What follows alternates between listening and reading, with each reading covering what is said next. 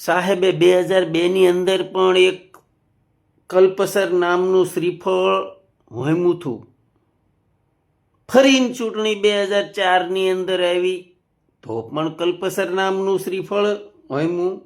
2007ની અંદર પણ કલ્પસર નામના શ્રીફળે સાહેબ જીત્યા અને 2027ની અંદર ફરી એક વખત સાહેબને એમ છું ગુજરાતની ચૂંટણી આવી રહી છે અને 5 દિવસના વિદેશ પ્રવાસમાં પણ એમને ગુજરાતને ટાર્ગેટ કર્યો.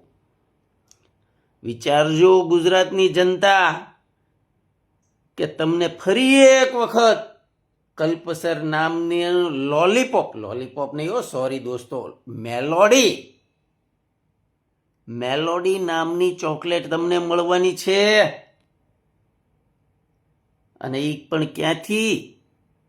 આ છેલ્લા 5 દેશના વિદેશ પ્રવાસની અંદર એમણે ટાર્ગેટ બનાવી લીધો. એક દેશની અંદર એ પોતે ડેમ જોવા જાય છે, ત્યાંથી એ પોતે નક્કી કરી લે છે કે 2027 બસ આના આધારે જ આપણે જીતવાની છે. અને બીજા દેશની અંદર જઈને એ જ નામની મેલોડી તમને ગુજરાત આવીને આપવાના છે. કલ્પસર નામના લોલીપોપ, ફરી બોલાઈ ગયું, સોરી દોસ્તો, કલ્પસર નામના મેલોડીને ગુજરાતની જનતાને 2027ની થાળીમાં પીરસવાની છે.